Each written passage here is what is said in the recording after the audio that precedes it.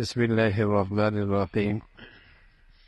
الحمدللہ، آج ہماری تلاوت کا آغاز تیسرے پارے کے دوسرے نصف سے آدھے سے، جس کے آغاز میں یہودیوں کے لیے مذمت ہے کہ وہ اللہ کے نیک بندوں کو قتل کیا کرتے تھے، اور جو انصاف کی دعوت دینے والے اللہ والے تھے یہ ان کے دل سے دشمن تھے، ان کے لیے اللہ کا عذاب ہے، اور یہ غلط فہمی کا شکار ہے کہ ہم نے جہنم میں کوئی نہیں جانا۔ پھر تذکرہ فرمایا کہ اللہ کی بڑائی، اللہ کی عظمت، اللہ کی شان ہے، جسے چاہے ذلت سے عزت کے نقشوں میں ذلت سے عزت کے نقشے عطا فرمائے، اور جسے چاہے عزت کے نقشوں میں رسوا کر دے۔ وہ ذات بڑی قدرت والی ہے، زندوں سے مردہ زندہ پیدا کرتی ہے اور مردہ سے زندہ پیدا کر دیتی ہے، رات کو دن سے، دن کو رات سے۔ یہ سب اسی کی قدرت کی نشانیاں ہیں۔ ایمان والوں کو تلقین فرمائی کفار سے دلی دوستی نہ لگانا، ایمان والوں کو چھوڑ کر کفار سے دلی دوستی نہ لگانا۔ اگر اللہ سے سچی محبت ہے تو راستہ رسول اللہ صلی اللہ علیہ وسلم کی اتباع اور پیروی ہے۔ یہی وہ راستہ ہے، تم اللہ کے محبوب بن سکتے ہو اور اللہ تمہاری خطاؤں کو معاف فرما دیں گے۔ پھر حضرت عمران کا تذکرہ ہے۔ ان کے اہلیہ بھی بڑی نیک خاتون تھی، انہوں نے بہت عرصہ ہوا ان کی اولاد نہیں ہو رہی تھی، پھر اللہ کے سامنے انہوں نے نظر مانی، اے اللہ اولاد دے دے، بیٹا دے دے، میں تیرے بھائی کی خدمت کے لیے اسے وقف کر دوں۔ یہ بڑے اعزاز کی بات ہوتی تھی، کسی گھر، کسی خاندان، کسی کنبہ، کسی خاندان کا کوئی فرد اللہ کے گھر کی خدمت کرتا ہو، یہ بڑے اعزاز کی بات ہوتی۔ اللہ کے نبی سے پہلے بھی مشرکین مکہ کے ہاں بھی، حالانکہ ان کے ہاں ایمان نہیں تھا لیکن اللہ کو تو مانتے تھے، ان کا یہ بڑے اعزاز کی بات ہوتی تھی بیت اللہ کی خدمت کرنا، بڑے اعزاز کی بات ہوتی۔ اور بس اوقات اس اعزاز کو لینے کے لیے ان کے تلواریں نیاموں سے نکل آیا کرتے تھے۔ ایک مرتبہ تو ایسا ہوا کہ حجر اسود کو جب لٹایا گیا اور پھر رکھنے کی نوبت آئی تو ہر قبیلہ چاہتا تھا کہ یہ اعزاز ہمارے قبیلوں کو ملے۔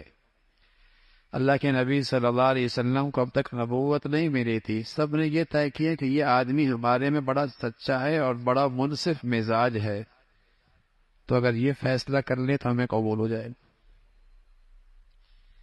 بیت اللہ کے اطراف میں آنے والوں کی بڑی خدمت ہوا کرتی تھی، کوئی سبیلیں لگایا کرتا تھا دودھ کی، کوئی ستو کی، کوئی میٹھے پانی کی، تو اللہ کے گھر کی خدمت بڑے اعزاز کی بات ہوتی۔ یہ تو اب دور بدل گیا نا، اب لوگوں کے یہاں اسٹیٹس یہ کہ بڑے کلب کا ممبر کون ہے۔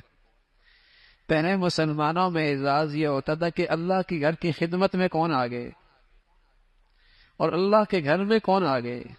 اس کائنات کے سب سے بڑے آدمی محمد رسول اللہ ہیں، اللہ کے گھر میں سب سے آگے۔ اللہ کے گھر بنانے میں بس اوقات آپ پتھر اٹھا رہے ہیں، پتھر اٹھا رہے ہیں، حالانکہ آپ کے جانثار موجود ہیں، آپ اشارہ کرتے تو گردنیں پیش کرنے کے لیے تو تیار تھے، لیکن آپ کیوں پتھر اٹھا رہے ہیں؟ اعزاز، نصیب کی بات۔ تو اس خاتون نے نظر مانی کہ اے اللہ بیٹا دے دے، تیرے گھر کی خدمت کرے گا۔ اس وقت اللہ کا گھر جو سب سے پہلا قبلہ تھا مسلمانوں کا، بیت المقدس، اے اللہ تیرے گھر کی خدمت کرے گا۔ اللہ کی شان، بیٹا نہیں ہوا، بیٹی ہو، تو بات تھوڑی سی رنجیدہ سی ہوئی، غم زدہ ہوئی کہ میری نظر کیسے پوری ہوگی اور مجھے یہ اعزاز کیسے ملے گا۔ بیٹیاں تو گھر کی خدمت کے لیے قبول نہیں ہوتی، وقف نہیں ہوتی، بیٹا نہیں ہوا۔ تو اللہ تعالیٰ نے حوصلہ دیا، ہمت بڑھائی، بیٹی ایسی ہے جس پر ہزاروں بیٹے قربان۔ مائی مریم، وہ مریم کیا تھی؟ بچپن ہی کی ولیہ تھی، بچپن ہی کی ولیہ تھی۔ آپ کے پاس بغیر موسم کے پھل آیا کرتے تھے، پیدائشی ولیہ تھی، بغیر موسم کے پھل آیا کرتے تھے۔ ایک دن حضرت زکریا علیہ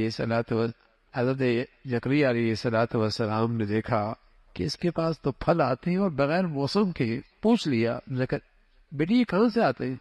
کہ اللہ دیتا ہے، اللہ دیتا ہے۔ تو فوراً حضرت زکریا علیہ الصلوۃ والسلام کا خیال اللہ کی قدرت کی طرف تازہ ہو گیا۔ آپ کی اولاد نہیں تھی، بوڑھے ہو چکے تھے، سر کی چاندی چمک رہی تھی، سر کے بال سفید ہو چکے تھے، بیوی بانج بھی تھی اور بوڑھی بھی تھی۔ یہ موسم اولاد کا تھا نہیں دونوں کے لیے، نہ باپ شوہر کے لیے نہ بیوی کے لیے۔ اللہ میاں سے دعا کر دی، اے اللہ تو مریم کو بغیر موسم کے پھل دے سکتا ہے تو مجھے بغیر موسم کے اولاد دے دے۔ کچھ ایسی انکساری اور کیسی عاجزی، کچھ ایسی فریاد تھی، اللہ نے فریاد قبول کر لی۔ پوچھا کہ اللہ بیٹا تو ہوگا لیکن کیا میں جوان ہو جاؤں گا اور میری بیوی بھی جوان ہو جائے گی؟ فرمایا نہیں، دونوں بوڑھے رہو گے، اسی بڑھاپے کے اندر ہو، اسی بڑھاپے کے اندر ہوگی۔ اور ہوا بیٹا، اور بیٹا بھی پھر حضرت یحییٰ جیسا پاک دامن، عفیف، نیک سیرت، صالح، اللہ نے حضرت یحییٰ کی صورت میں بیٹا عطا فرمایا۔ تو یہ اللہ کی قدرت۔ آگے واقعہ اس سے بھی زیادہ غیر معمولی اللہ کی قدرت۔ یہاں تو اماں بھی ہیں، ابا بھی ہیں، اگرچہ بوڑھے ہیں لیکن ہیں تو صحیح نہ۔ آگے پیدائش حضرت عیسیٰ علیہ الصلوۃ والسلام، اس کا تذکرہ ہے، جن کے تو والد ہی کوئی نہیں۔ اللہ رب العزت نے مریم سے پیدا فرمایا، والدہ ہے، والد کوئی نہیں ہے، حضرت عیسیٰ علیہ الصلوۃ والسلام ہیں۔ اور سبحان اللہ، پھر اللہ نے ان کو ایسا نبی بنایا، ایسا رسول بنایا، معجزے دیے، معجزے بھی غیر معمولی۔ ایک تو یہ معجزہ تھا کہ بچپن ہی میں حضرت عیسیٰ علیہ الصلوۃ والسلام نے بولنا شروع کر دیا۔ دوسرے معجزے دیے کہ آپ پرندہ مٹی سے بناتے، ہوا میں اڑاتے، اس میں زندگی آ جاتی تھی۔ کوئی مادر ذات اندھا پیدا ہوتا، آپ اس کی آنکھوں پہ ہاتھ لگاتے، بینائی واپس آ جاتی۔ مردے کو آپ زندہ کر دیا کرتے تھے۔ اس زمانے کے اندر طب کا بڑا چرچا تھا، طبیب اپنی مہارت رکھتے تھے۔ اللہ رب العزت نے نبی کا معجزہ ایسا دیا کہ ساری دنیا کے طبیب اکٹھے ہو جائے، ایسا تو کوئی نہیں کر سکتا۔ معجزہ ہے ہوتا ہی ایسا ہے کہ وقت زمانے کے لوگ اس جیسا نہ کر سکے۔ طبیب کیا کر سکتا ہے؟ بینائی ٹھیک تو نہیں ٹھیک کر سکتا ہے، لیکن مادر ذات کو تو بینائی نہیں آ سکتی، مردے کو تو زندہ نہیں کر سکتا۔ لیکن اللہ نے حدیث علیہ الصلوۃ والسلام کو یہ سارے معجزے عطا فرمائے۔ یاد رکھیے گا، معجزہ اللہ کا قدرت کا شکار ہوتا ہے، اللہ کی قدرت ہوتی، نبی کے ہاتھ پہ ظاہر ہوتا ہے، نبی کے اختیار میں نہیں ہوتا۔ جب چاہے کوئی معجزہ دکھا دے، جب چاہے کوئی ولی کرامت دکھا دے، ایسا نہیں ہے، قدرت اللہ کی۔ آپ کی سچائی کے لیے، آپ کی سچائی کے اعلان کے لیے اللہ اس قسم کے معجزات دکھاتے ہیں، اپنے نبیوں کو دیتے ہیں۔ ہمارے نبی صلی اللہ علیہ وسلم کو بڑے غیر معمولی معجزے ملے، غیر معمولی معجزے ملے۔ ایک مرتبہ آپ نے انگلی ڈالی پانی میں اور بڑے لشکر نے پانی پی لیا، پانی ختم کوئی نہیں ہوا۔ ایک روایت میں آتا ہے ابراہیم بن رضی اللہ تعالیٰ بھوک میں تھے، آپ علیہ الصلوۃ والسلام نے دیکھا کہ طالب علم تھے، یہ صفہ کے طالب علم تھے۔ نبی علیہ الصلوۃ والسلام کا پہلا تعلیمی ادارہ، دینی تربیت کا ادارہ تھا صفہ۔ یہ کماتے وقت کچھ نہیں تھے، بس جو بھیج دیتا تھا اس پہ گزارا ان کا ہوا کرتا تھا۔ تو آپ نے دیکھا کہ بھوک ہے، ساتھ گھر لے گئے تو ایک برتن میں دودھ موجود ہے۔ حضرت ابو ہریرہ خود فرمانے لگے، میں خوش ہو گیا، پیٹ بھر جائے گا۔ اتنے میں اللہ کے نبی صلی اللہ علیہ وسلم فرمایا، جتنے صفہ میں طلباء ہیں نا، سب کو بلا لو۔ فرمایا میرے خیال میں آیا کہ تھا ہی تھوڑا سا، جب سب کو بلاؤں گا تو ظاہر ہے مجھے سب سے آخر میں ملے گا، میرے کیا بچے گا۔ لیکن اللہ کے نبی صلی اللہ علیہ وسلم کا حکم تھا، میں سب کو بلا کے لیا، وہی سے کہا پلاؤ ان کو۔ اب میں ڈول لے کے پلا رہا ہوں، ایک کو پلایا، دوسرے کو پلایا، تیسرے کو ملایا، 10 کو پلایا، ڈول کا دودھ ختم نہیں ہو رہا۔ جب میری باری آئی، کہا پیو، میں نے پیا، کہا اور پیو، اور پیا، پھر کہا اور پیو، میں نے اور پیا۔ جب پھر فرمایا کہ اور پیو، میں نے کہا یا رسول اللہ اب گنجائش نہیں۔ پھر حضور علیہ الصلوۃ والسلام نے اسے پیا اور پھر ختم ہوا۔ معجزہ۔ اور بھائی وہ تو سارے معجزے آئے اور چلے گئے، لیکن قرآن کا معجزہ آپ نہیں دیکھا، صدیاں ہو گئی ہیں بھائی، اس کے ایک نقطے میں فرق نہیں ہے۔ اور اس معجزے کو نہیں دیکھتے. معصوم سا بچہ جس کی عمر 7 سال 8 سال، وہ بھی اپنے سینے میں محفوظ کر لیتا ہے. مجالے آگے والا غلط پڑے پیچھے سے لقمہ دے گا، پیچھے سے غلطی بتائے گا. تو اللہ کے نبی صلی اللہ علیہ وسلم کو معجزے ملے. حضرت عیسیٰ علیہ الصلوۃ والسلام کے یہ معجزے تھے. پھر عیسائی یہودی آپ کے جانی دشمن، جانی دشمن، آپ کو شہید کرنے کی انہوں نے سازش کی. لیکن اللہ اللہ ہے، انہوں نے تدبیر کی، اللہ نے بھی تدبیر کی، اللہ کی تدبیر غالب آ گئی.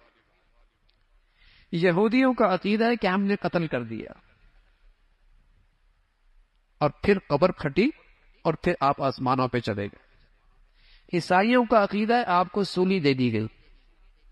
مرزائی، قادیانی، جھوٹے نبی کے پیروکار، کافر، مرتد، ان کا عقیدہ یہ ہے کہ عیسیٰ علیہ الصلوۃ والسلام زخمی ہو گئے، پھر کشمیر چلے گئے، وہاں ان کا علاج ہوا، پھر وہیں ان کی زندگی ختم ہو گئی، وہیں مر گئے.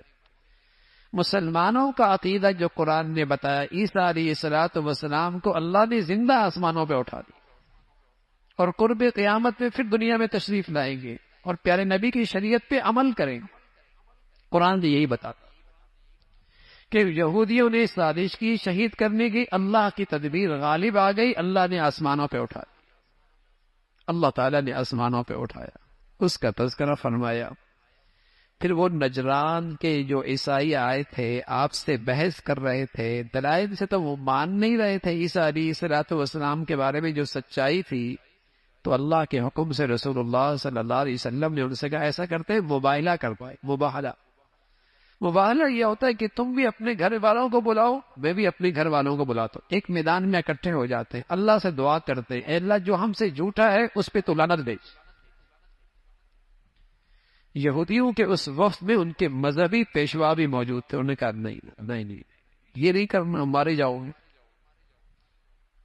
اس کا تذکرہ فرمایا. پھر فرمایا ان لوگوں کو دعوت دو اس کلمے کی جس کلمے کو عیسیٰ علیہ الصلوۃ والسلام بھی لے کے آئے، موسیٰ علیہ الصلوۃ والسلام بھی لے کے آئے، جس کلمے کا تذکرہ تورات میں بھی ہے، انجیل میں بھی ہے، توحید کا کلمہ ہے. انہیں اس کلمے کی طرف دعوت دو اور انہیں بتاؤ کہ ابراہیم علیہ الصلوۃ والسلام یہودی نہیں تھے، نصرانی نہیں تھے، وہ تو مخلص اور یکسو ہو کر مسلمان تھے. اس کا تذکرہ فرمایا. پھر فرمایا یہودی یہ سازش کرتے ہیں اور چاہتے ہیں جیسے یہ خوب گمراہ ہے، مسلمان بھی ایسے ہی گمراہ ہو جائے. مسلمانوں کی زندگی میں یہی گمراہی ہے. یہ بس اوقات اسلام لاتے ہیں لیکن سازشی انداز میں، کہ صبح اسلام لے آؤ، شام کو اسلام سے انکار کر دو، تاکہ سادہ لوگ مسلمان بھی ان کی پیروی کرنے لگ جائے اور وہ بھی اسلام سے مرتد ہو جائیں. یہ ان کے سازشوں کا تذکرہ فرمایا. پھر اللہ رب العزت نے فرمایا کہ اللہ نے تو پیغمبروں سے عہد لیا تھا کہ اگر آخری نبی آئے گا تو اس کے پیروکار بننا.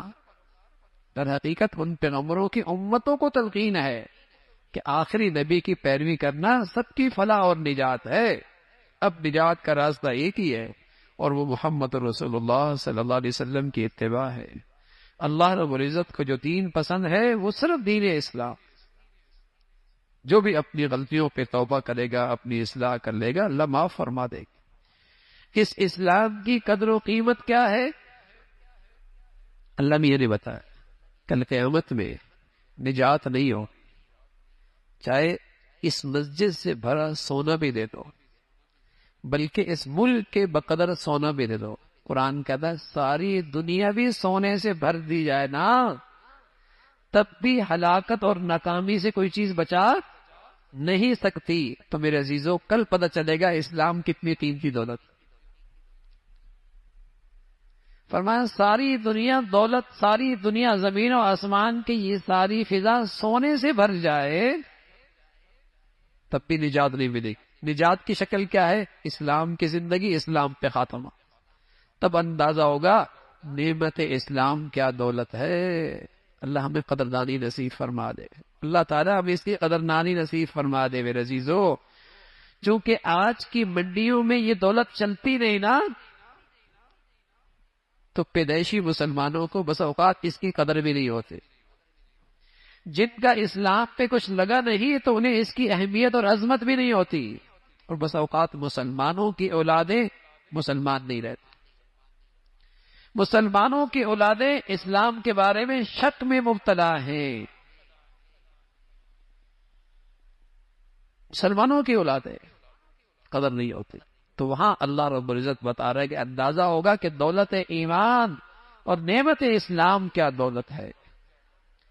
فرمایا نیکی کا اعلیٰ درجہ یہ ہے کہ اللہ کے راستے میں اپنی سب سے پیاری چیز خرچ کرو، سب سے پیاری چیز اللہ کے راستے میں خرچ کرو، یہ نیکی کا سب سے اعلیٰ درجہ ہے۔ ویسے تو کچھ بھی خرچ کرو گے خلوص کے ساتھ اللہ قبول فرمائیں گے، لیکن اعلیٰ درجہ نیکی کا پانے کے لیے اپنی محبوب ترین چیز خرچ کرو۔ اور سبحان اللہ، صحابہ رضوان اللہ اجمعین پر جب یہ قرآن کی آیت اتری تو ہر ایک کی نظر پڑی کون سی چیز ان کی زندگی میں سب سے محبوب ہے۔ ایک صحابی آئے ابو طلحہ، جن کا باغ تھا مدینہ منورہ کے مسجد نبوی کے بالکل سامنے، اور بڑا گھنا باغ تھا کھجوروں کا، کوئی پرندہ اندر چلا جائے تو اس کے لیے واپس نکلنا مشکل تھا، اتنا گھنا میٹھا پانی۔ اس کا یا رسول اللہ، میں نے اپنے ساری مادیت میں نظر کی تو میرے کیا سب سے محبوب اور قیمتی چیز یہ باغ لگا ہے، اسے اللہ کے راستے میں قبول کر لی۔ ایک کہا یا رسول اللہ، میری سواری، میرا گھوڑا جسے میں نے بڑی محبت سے پالا ہے لیکن مجھے پسند بہت ہے، لیکن میں نیکی کا اعلیٰ درجہ پانا چاہتا ہوں، اس کو اللہ کے راستے میں قبول کر لیجیے۔ اس انداز سے ہر ایک اپنی محبوب ترین چیز لے کے آئے، اس کا تذکرہ فرمایا۔ پھر روئے زمین پر سب سے پہلا گھر، روئے زمین پر سب سے پہلا گھر وہ بیت اللہ، جس کا حکم اللہ نے دیا ہے، جس کا نقشہ جبرائیل امین نے بنایا ہے، جس کے معمار حضرت ابراہیم علیہ السلام ہے، جس کی مددگار اسماعیل علیہ السلام ہے۔ روئے زمین کی سب سے مقدس عمارت بیت اللہ کی، روئے زمین کی سب سے مقدس عمارت بیت اللہ کی ہے۔ اور سبحان اللہ، اس کے دائیں بائیں کتنی بڑی شاندار بلڈنگیں ہیں، لیکن کتنی مرتبہ دیکھو گے دل بھر جاتا ہے۔ بیت اللہ ایسا ہے، کالے پتھروں سے ہے، کالا اوپر پردہ ہے، جو جتنا اسے دیکھتا ہے اتنی وہ اپنی طرف کھینچتا ہے، جتنا دیکھتا ہے اتنا اپنی طرف کھینچتا ہے۔ عجیب مقناطیسیت ہے اس کے اندر، جو جتنا اسے محبت اور عقیدت سے دیکھے گا، بس اوقات آدمی وہاں سے واپس آ رہا ہوتا ہے تو آنکھوں سے آنسو جاری ہو رہے ہوتے ہیں کہ اس سے جدا ہو رہا ہو۔ حالانکہ اس کے دائیں بائیں شاندار عمارتیں ہیں، لیکن جو اس کے اندر کشش ہے اور جو اس کے اندر نور ہے۔ تو روئے زمین کی سب سے مقدس عمارت بیت اللہ کی، اللہ کا پہلا گھر ہے، اس کا تذکرہ فرمایا۔ پھر ایمان والوں کو تلقین فرما، ایمان والو اللہ کے دشمنوں کی پیروی نہ کرنا ورنہ تم بھی ان جیسے ہو جاؤ۔ اللہ کی رسی مضبوطی سے پکڑو، قرآن مجید کو مضبوطی سے تھام لو، اور یہی راستہ ہے جس سے تم فرقہ پرستی سے محفوظ رہو، آپس میں ٹکڑے اور تقسیم سے محفوظ رہو۔ اللہ کا کلام قرآن مجید کو مضبوطی سے پکڑ لو۔ اللہ کا بڑا انعام ہے اہل ایمان پر، ایمان کے بعد سب سے بڑا انعام کہ مسلمانوں میں آپس میں اتفاق ہو، مسلمانوں میں آپس میں محبتیں ہو۔ مسلمانوں کی بڑی طاقت ہے تقوی اور آپس کا اتفاق، یہ مسلمانوں کی اجتماعیت کے سب سے بڑی طاقت۔ لیکن آج اسی طاقت کے خلاف ساری سازشیں، کہیں رنگ ہے، کہیں نسل ہے، کہیں برادری ہے، کہیں زبان ہے، کہیں وطنیت ہے، کہیں صوبائیت ہے، کوئی ذات ہے، پتہ نہیں کیا کیا بلائیں ہیں، اور نتیجہ کیا ہے کہ مسلمان ایک دوسرے سے نفرت کرنے والا، مسلمان ٹکڑیوں میں تقسیم ہے، آج تقسیم در تقسیم ہے۔ پھر فرمایا مسلمانوں میں ایک ایسی جماعت ہونی چاہیے جو خیر کی دعوت دینے والی ہو، بھلائی کی طرف بلانے والی ہو، جس کی زندگی کا مقصد ہی یہی ہو۔ یہی فلاح کا راستہ ہے، قیامت کا دن آنے والا ہے جہاں نیکیوں والوں کے چہرے چمکتے ہوں اور برائیوں کرنے والوں کے چہرے سیاہ ہوں گے۔ اللہ نے اس امت کو بڑی عظیم و شان امت بنایا ہے، اس لیے کہ اس امت کی خصوصیت تھی، جیسے پیغمبر انسانیت کے نفع کے لیے دنیا میں آتے ہیں، یہ امت بھی انسانیت کے نفع کے لیے پیدا ہو، اور سب سے بڑا نفع آخرت کی فلاح کا راستہ دکھانا، آخرت کی کامیابی کا راستہ دکھانا، سب سے بڑا نفع کا راستہ یہ۔ پھر فرمایا سارے اہل کتاب ایک جیسے نہیں ہیں، کوئی انصاف پسند بھی ہے جو قرآن پر ایمان لے آتے ہیں، رسول پر ایمان لے کے آتے ہیں، ان کی تعریف فرمائی، برائیوں سے روکتے ہیں، اچھائیوں کی طرف بلاتے ہیں، ایمان والوں کی تلقین پر ایمان والوں کبھی کفار کو اپنا مشیر مت بناؤ اور ان کو رازدار مت بناؤ، اس لیے کہ وہ کبھی تمہارے لیے دل سے خیر خواہ نہیں ہو سکتے۔ اگر کافر اپنی کفر پر پکا ہے وہ کبھی مسلمانوں کا خیر خواہ نہیں ہو سکتا۔ تمہیں کوئی اچھائی پہنچ جائے تو انہیں بڑا برا لگتا ہے، اور تمہیں کوئی مصیبت آ جائے تو انہیں بڑی خوشی ہوتی ہے۔ کبھی کبھی وہ اندر کا بغض اور کینہ ان کی زبانوں پہ آ جاتا ہے، لیکن جو ان کے دلوں میں ہے وہ زبانوں پہ آنے والے سے زیادہ ہے۔ اس کا تذکرہ فرمایا۔ پھر غزوہ بدر کا تذکرہ مختصر سا، جہاں اللہ کے نبی صلی اللہ علیہ وسلم اپنے سپاہیوں کو اور اپنے ساتھیوں کو مختلف جگہوں پہ کھڑا کر رہے، اور پھر اللہ کی مدد اور نصرت اس مختصر سی جماعت پر آئی کہ غزوہ بدر کی جو فتح ہوئی، اور یہ اسلام کا پہلا جو غزوہ تھا، اس فتح کی بنیاد افراد کی کثرت نہیں اور اسلحہ اور جسے کہیں کہ اسباب و وسائل کی کثرت نہیں، اس کی وجہ صرف اللہ اور اللہ کے رسول سے سچی وفاداری اور دین پر استقامت اور اللہ کی مدد اور نصرت، اس کی بدولت اللہ نے بدر کی شکل میں مسلمانوں کو پہلی فتح نصیب، ورنہ دشمن تعداد میں زیادہ تھے۔ یہاں اللہ کے فرشتے آسمان سے زمین پہ اترے، جس سے مسلمانوں کا حوصلہ اور بڑھ گیا، اور پھر اللہ نے اہل ایمان کو تلقین فرمائی، سود نہ کھاؤ، اللہ سے ڈرو، اللہ سے ڈرو۔ اور متقی لوگوں کا تذکرہ فرمایا کہ متقی لوگ کون ہوتے ہیں؟ جو ہر حال میں خرچ کرتے ہیں، غصے کو پی لیا کرتے ہیں، معاف کر دیا کرتے ہیں، احسان کیا کرتے ہیں، اور اگر ان سے کوئی گناہ ہو جائے گناہ پر اصرار نہیں کرتے، بلکہ ندامت اور شرمندگی کے ساتھ اللہ کی بارگاہ میں توبہ کرتے، ندامت اور شرمندگی کے ساتھ اللہ کے حضور توبہ کرتے ہیں۔ یہ متقی لوگ ہیں جو گناہوں پہ اصرار نہیں کرتے، ان کے لیے جنت ہے اور جنت کے انعامات ہیں۔ پھر غزوہ احد کا تذکرہ ہے تقریباً 55 آیات۔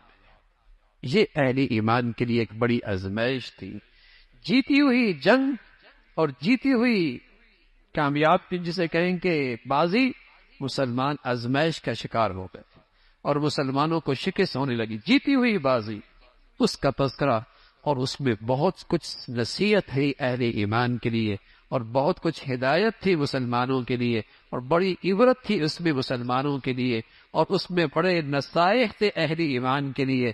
ایک بڑا مقصد تو اس میں یہ تھا کہ جب شکست ہو رہی ہے اور مسلمان زخمی ہو رہے ہیں اور شہداء کی تعداد بڑھ رہی ہے، تو کون ایمان پہ جمع رہتا، تاکہ پتہ لگے ایمان اور منافق واضح فرق معلوم ہو جائے۔ دوسرا فرمایا اس کا مقصد یہ تھا کہ مسلمانوں میں سے کچھ لوگ تھے جن کو اللہ شہادت کا مرتبہ دینا چاہتا تھا، شہادت کا مرتبہ دینا چاہتا تھا۔ اور تیسری بات فرمائی کہ میدانوں کے اندر یہ چیز ہوتی ہے، کبھی کوئی جیتتا ہے، کبھی کوئی جیتتا ہے، کبھی کوئی جیتتا ہے، کبھی جوتا ہے، یہی تو آزمائش ہے، یہی تو آزمائش ہے۔ اس کا تذکرہ فرمایا، لیکن ساتھ فرمایا ایمان والو، اگر تم ایمان کے تقاضے پورے کرو گے، کامل طور پہ ایمان کے تقاضے کرو گے، تو غالب تم ہی رہو، وَأَنْتُمُ الْأَعْلَوْنَ إِن كُنتُم مُؤْمِنِينَ، ایمان والو غالب تم ہی رہو گے اگر تم نے ایمان کے تقاضے پورے کیے۔ آج جو ذلت اور رسوائی ہے اس کی وجہ یہ ہے آج مسلمان دینی ایمانی زندگی سے بہت دور جا چکا ہے۔ فرمایا وَلَا تَهِنُوا وَلَا تَحْزَنُوا، غم نہ کرو، ہمت نہ ہارو، تم ہی سر بلند رہو گے اگر ایمان کے تقاضے پورے کیے۔ اگر آج ان کو زخم لگا ہے، اس سے پہلے انہیں بھی تو زخم لگے ہیں، اور تم میں سے اللہ میاں بہت ساروں کو شہادت کا مرتبہ دینا چاہتا ہے۔ آپ علیہ الصلوۃ والسلام کے بارے میں خبر آ گئی کہ آپ شہید ہو گئے، جس سے مسلمانوں کے تاکہ حوصلے پست ہو جائیں۔ ان کو چاہت، ان کی سازش یہ تھی، لیکن اللہ رب العزت نے اس کو مسلمانوں کی تربیت کا ایک اصول بنا دیا اور مسلمانوں کو تلقین فرمائی کہ محمد صلی اللہ علیہ وسلم بھی دیگر رسولوں کی طرح ایک رسول ہیں، جیسے پہلے آئے تھے آپ بھی چلے جائیں گے، لیکن کیا آپ چلے جائیں گے، آپ دین چھوڑ دیں گے؟ دین تو نہیں چھوڑنا، تم تو محمد الرسول اللہ صلی اللہ علیہ وسلم کے بارے میں عقیدہ رکھو کہ جیسے پہلے رسول آئے آپ بھی تشریف لے جائیں گے۔ اسی کا تذکرہ فرمایا۔ پھر اللہ اور اللہ کے رسول کی اطاعت ہے۔ جب مسلمانوں کو احد کے موقع پہ شکست سے دوچار ہونا پڑا اور 70 ساتھی شہید ہوئے، جن میں حضرت حمزہ رضی اللہ تعالیٰ عنہ بھی ہیں، جو سید الشہداء ہیں، آج بھی احد میں ان کی قبر موجود ہے، آج بھی وہاں ان کی قبر موجود ہے۔ بڑی مسلمانوں پر ایک آزمائش آئی، جیتی ہوئی جنگ مسلمانوں کے لیے شکست کا باعث بن گئی، لیکن جیسی ہی یہ حالات آئے اللہ نے کفار کے دل میں رعب ڈالا، وہ بھاگ کھڑے ہوئے۔ بعد میں جب دور جا کے پہنچے تو انہیں خیال آیا کہ اچھا موقع تھا، آج اسلامی فوج کو بالکل نیست و نابود کر دیتے اور ان کو ملیا میٹ کر دیتے۔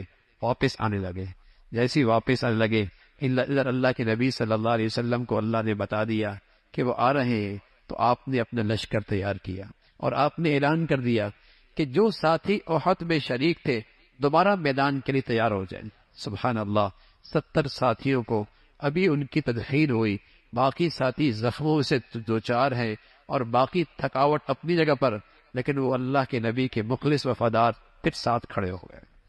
اور تقریباً مدینہ سے 7 کلومیٹر دور ایک مقام تھا حمراء الاسد، وہاں تک پہنچے، لیکن اللہ رب العزت نے کفار کے دل میں ایسا رعب ڈالا وہ بھاگ نکلے، اور اللہ رب العزت نے مسلمانوں کو وہ فتح نصیب فرمائی، اس کا تذکرہ اور پھر اہل ایمان کی تعریف فرمائی۔ لیکن ایسے موقع پہ جب مسلمانوں کی شہداء کی تعداد زیادہ ہوئی اور مسلمان زخمی بھی زیادہ ہوئے، جیتی ہوئی جنگ آزمائش کے شکار ہو گئے، تو اس موقع پہ منافقین کو سازش کرنے کا موقع مل گیا اور انہوں نے پروپیگنڈا شروع کر دیا۔ ہم نہیں کہتے تھے نہ جانا، ہم نہیں کہتے تھے کہ مارے جاؤ گے، ہم نہیں کہتے تھے کہ اگر ہماری طرح تم عقل سے کام لیتے تو آج محفوظ ہوتے اور اتنا نقصان نہ اٹھانا پڑتا۔ تو اللہ رب العزت نے ان منافقین کو جواب دیا، موت تو تمہارے گھر میں بھی آ جائے گی، موت تو تمہارے محفوظ قلعوں کے اندر بھی آ جائے گی، اور اگر آئے گی تو کون ہے تمہیں موت سے بچانے والا، اس کا تذکرہ فرمایا۔ اور پھر اللہ رب العزت نے اہل ایمان کے لیے سفارش فرمائی کہ جن سے یہ غلطی ہو گئی، جہاں آپ نے پہاڑ پہ کھڑا کیا تھا وہ وہاں سے نیچے اتر آئے تھے، جس سے مسلمان شکست سے دوچار ہوئے، ان کی دل جوئی کیجیے، انہیں معاف کر دیجیے، انہیں درگزر کیجیے، اس کا تذکرہ فرمایا۔ پھر اللہ رب العزت نے اہل ایمان سے کہا، ایمان والو تم اپنی نبی کی اتباع کیا کرو اور اپنی نبی کی پیروی کیا کرو، اور ساتھ ان کی مذمت فرمائی۔ جو لوگ مالوں کو اکٹھا کرتے ہیں اور سمجھتے ہیں کہ مال میں بخل کرنا ہمارے لیے بہتر ہے، فرمایا بہتر نہیں ہے، یہ تمہارے حق میں شر ہے، اس کا تذکرہ فرمایا۔ اور پھر ان لوگوں کا تذکرہ، یہودی جب مسلمان کسی دین کے کام کے لیے وسائل اکٹھا کرتے تھے اور مال اکٹھا کیا کرتے تھے، تو یہودی پروپیگنڈا کرتے تھے کہ مسلمانوں کا خدا غریب ہو گیا، اس لیے مسلمان مال اکٹھا کر رہے۔ اللہ رب العزت نے فرمایا ہم نے ان کی بات سن لی ہے، ہم نے ان کی بات سن لی ہے اور ہم انہیں عذاب دیں گے، اور اس کا تذکرہ فرمایا، اور ساتھ فرمایا کہ اصل کامیابی یہ ہے، حقیقی کامیابی یہ ہے کہ کوئی آدمی موت کے بعد جہنم سے بچ جائے اور جنت میں چلا جائے، اصل کامیابی یہی ہے۔ باقی دنیا ایک آزمائش کی جگہ ہے، ایک دھوکے کی جگہ ہے، کفار کی طرف سے تو پر مختلف قسم کے تکالیف آئیں گی، زبانی، تمہارے جان کے بارے میں، مال کے بارے میں، ذات کے بارے میں، لیکن تم صبر اور تقوی سے کام لینا، یہ تمہارا کچھ نہیں بگاڑ سکتے۔ پھر اللہ رب العزت نے فرمایا حقیقی عقل مند وہی ہے جو اللہ کی قدرت میں غور و فکر کر کے اللہ کا قرب پاتا ہے۔ اور پھر ایمان والے کی وہ مناجات جو وہ اللہ سے دعائیں کرتے ہیں، اس کا تذکرہ فرمایا، اور اہل ایمان کے بارے میں فرمایا کہ ایمان والو تم کفار کی ظاہری ترقی سے دھوکہ نہ کھاؤ، حقیقت میں کامیابی وہی ہے جو ایمان اور اعمال صالحہ کے بعد آخرت میں تمہیں نصیب ہوگی۔ اور ایمان والوں کو چند اصول بتائے، ہمیشہ صبر سے کام لینا اور دین پہ جمے رہنا اور اپنی دینی سرحدوں کی حفاظت کرنے میں چوکنا اور ہوشیار رہنا اور تقوی اختیار کرنا، بس تم کامیاب ہو جاؤ گے، بس تم کامیاب ہو جاؤ گے۔ اللہ رب العزت عمل کی توفیق نصیب فرمائے۔